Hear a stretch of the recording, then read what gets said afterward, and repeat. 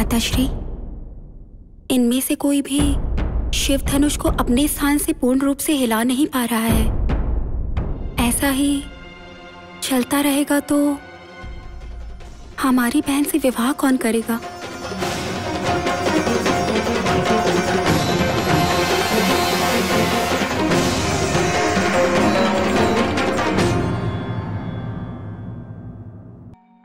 माताश्री, इसी विषय को लेकर क्या आप चिंतित हैं? मुझे कहानी नहीं सुनाएंगे आप? सुनाऊंगी सीता, सुनाऊंगी। परंतु स्वयंवर में आए हुए राजकुमारों में से एक भी शिव धनुष को उठाने में सफल नहीं रहा। इस बात को लेकर मैं चिंतित हुई। तो क्या कोई भी राजकुमार शिव धनुष को उठा ही नहीं पाए? स्वयंवर विफल हो जाएगा तो मेरा विवाह नहीं होगा, इसी बात से आप चिंतित हैं? नहीं पुत्री, नहीं। तुम जैसी सर्वगुण संपन्न कन्या का विवाह किसी महान राजकुमार से ही होकर रहेगा। शिव धनुष को उठाकर वो तुमसे अवश्य विवाह करेगा, ये मेरा विश्वास है। माताश्री, क्या ऐसी कोई पुरुषोत्तम राजकुमार से विवाह करने वाली स्त्री की कहानी आप मुझे बता सकती हैं? यदि है तो मुझे बताइए। तुम कह रही हो ठीक वैसी ही घटना महामुनि अगस्त्य की पत्नी लोपामुद्रा के साथ घटी थी। वो कहानी मुझे सुनाइए। लोपामुद्रा विदर्भ महाराज की पुत्री थी। जब कोई भी राजकुमार उसका हृदय जीत नहीं पाया, तब विदर्भ महाराज को चिंता हुई। उस संदर्भ में महामुनि अगस्त्य ने महाराज से कहा कि वो लोपामुद्रा का हृदय जीतने के प्रयास कर सकते हैं, परंतु विदर्भ महाराज को अगस्त्य मुनि को अपनी पुत्री को सौंपने की शंका होने लगी। परंतु लोपामुद्रा ने किसी राजकुमार से विवाह करने की अपनी इच्छा का त्याग करके महातपस्वी मुनि अगस्त्य को अपना पति बनाने का निर्णय लिया और इस विषय में पिताश्री को मनाया। एक तपस्वी को अपने पति के रूप में स्वीकार कर उनकी सती बनके पतिव्रता स्त्री की तरह परम पावन जीवन प्राप्त किया लोपामुद्रा ने। माताश्री, जब ऐसी कहानियों से आप परिचित हैं तो मेरे विवाह को लेकर आपको चिंता करने की कोई आवश्यकता नहीं। सत्य कहा, तुम्हारे विषय में चिंता करने की कोई आवश्यकता नहीं। इस स्वयंवर में नरोत्तम से तुम्हारा विवाह होगा, जो ना कभी हुआ हो न भविष्य में होगा। इस पर विश्वास रखो पुत्री। मारीच, कहाँ गए मारीच? अभी तो यहीं पर देखा था उसे। मारीच, मारीच। हे मूर्ख सुबाहु, मैं तो यहीं पर हूँ।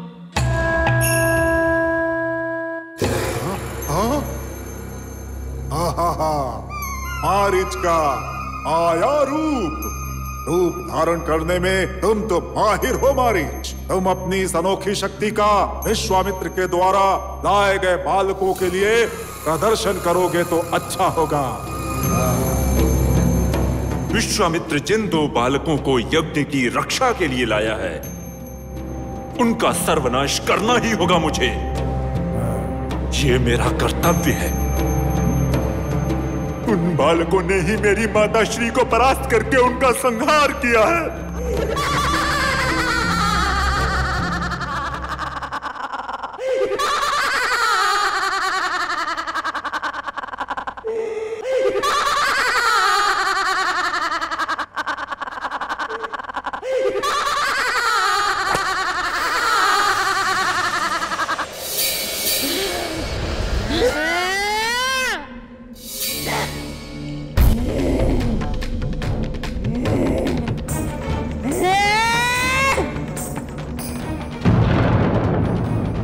स्त्री समझकर इस पर दया मत करना। लोगों को यातना देने वाली इस महादुष्टा का विनाश कर दो।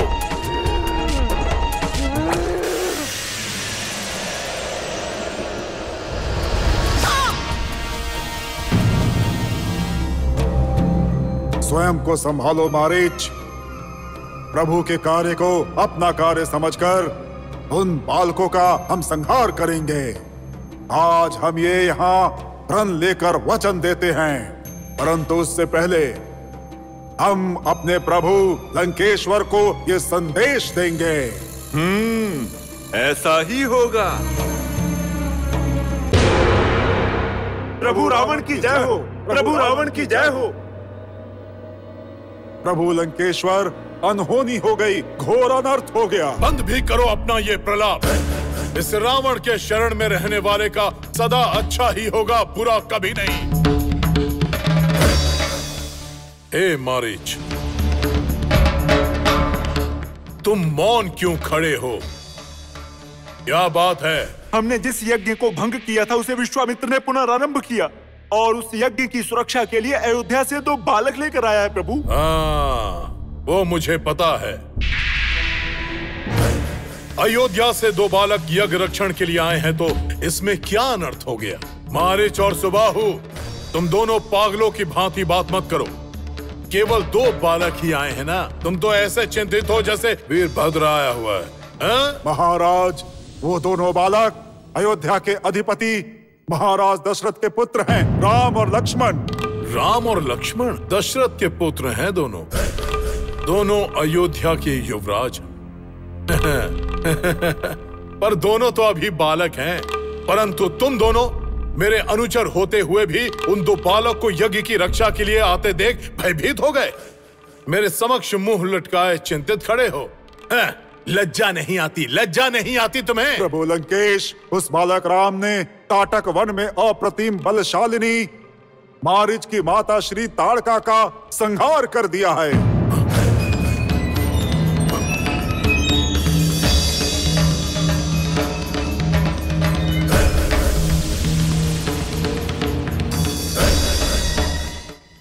मारीच,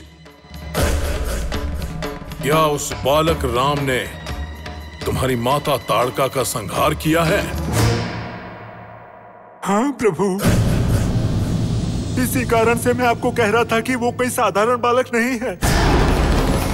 और यही देखते हुए वो विश्वामित्र उस यज्ञ की सुरक्षा के लिए उन बालकों को लेकर आया है।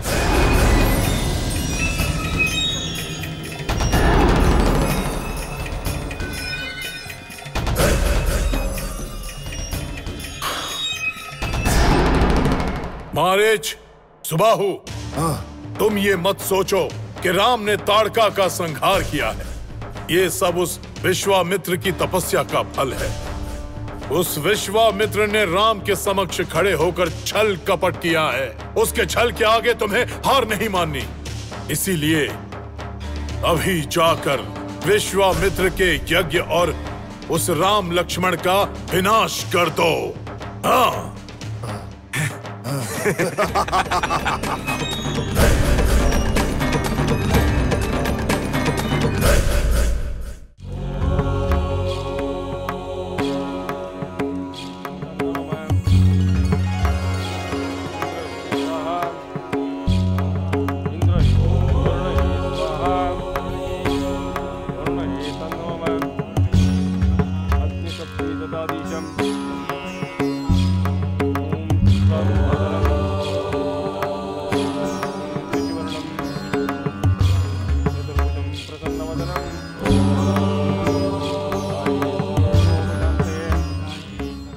भ्राताश्री, महामुनि विश्वामित्र को यज्ञ का आरंभ किए हुए 6 दिन हो चुके हैं, किंतु उस मारीच और सुबाहु का कोई अता पता नहीं है। भ्राता लक्ष्मण, ऐसा सोचकर हम क्षण भर के लिए भी सुरक्षा कम नहीं कर सकते।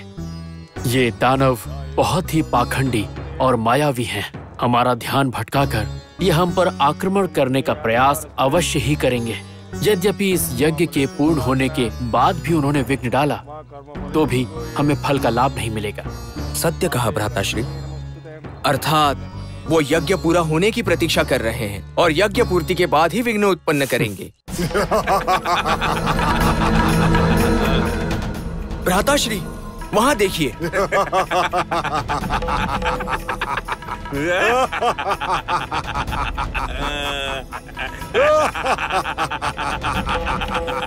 लक्ष्मण, उस मारीच पर मैं मानव अस्त्र का प्रयोग करने जा रहा हूं।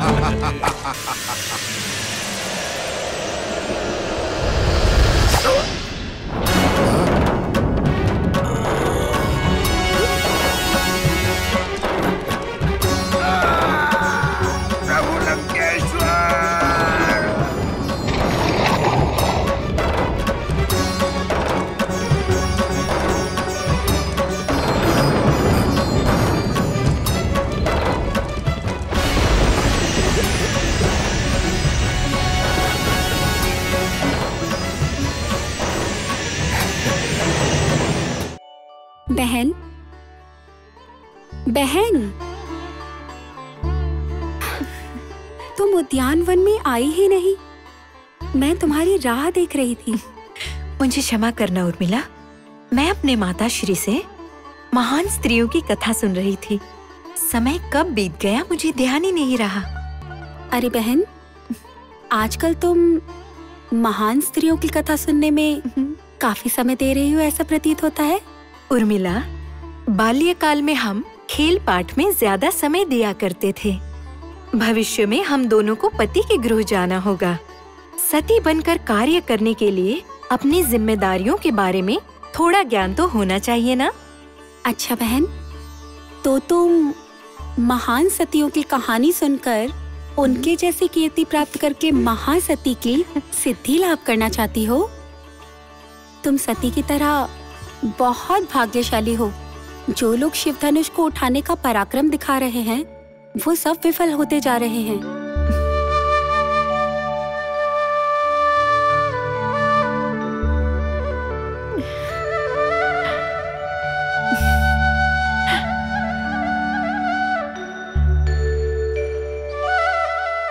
बहन, आप किस विचार में लीन हो?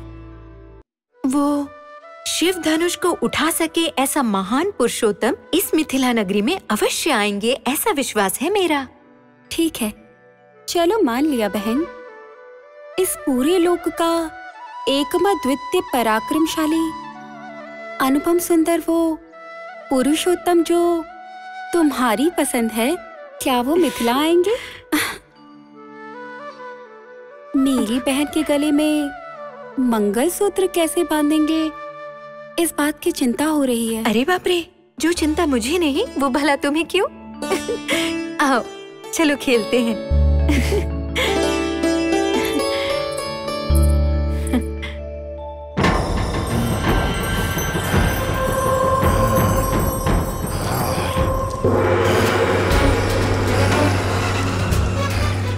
रुक जाओ सुबाहु, रुक जाओ। शीघ्रता मत करो। राम लक्ष्मण बालक होंगे, परंतु वो साधारण मानव नहीं।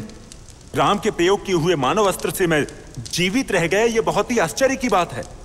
मेरी दुर्गति देखने के पश्चात यदि तुम उस यज्ञ को भंग करने जाओगे तो राम क्रोधित होकर तुम्हारा तो वध ही कर देगा। इसी कारण तुम्हारा उस यज्ञ को भंग करना कदापि उचित नहीं होगा। नहीं, यह असंभव है। यदि मैं वहां नहीं गया या मैंने उस यज्ञ को नहीं रोका तो हमारे प्रभु लंकेश्वर के आदेश का उल्लंघन होगा।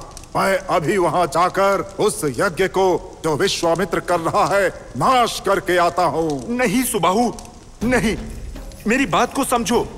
प्रभु की बातों को सुनकर तुम अपने प्राणों को क्यों त्यागने जा रहे हो? मारीच, हमें अपनी प्राणों की रक्षा के लिए सभी सुविधा देने वाले अपने प्रभु के आदेश का उल्लंघन करना एवं कायरों की तरह वापस आना हमारे लिए उचित नहीं होगा। मारीच, या तो मर जाऊंगा या मारूंगा। जय लंकेश। सुबाहु, रावण की आज्ञा को कब मानना है और कब नहीं मानना, ये बात तो एक आपदा बन चुकी है।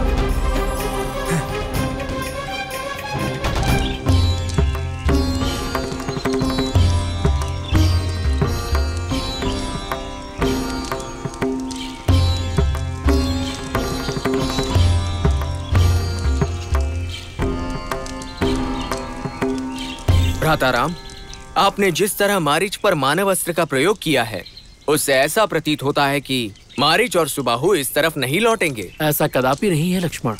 अपने बल को बढ़ाकर यद्यपि वो हम पर आक्रमण करेंगे तो मुझे तनिक भी आश्चर्य नहीं होगा। आपने सत्य कहा भ्राताश्री। वहाँ देखिए,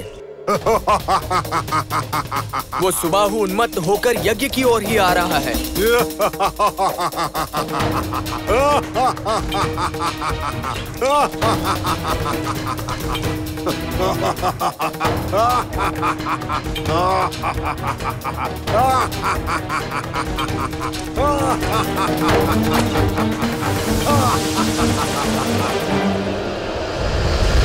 No!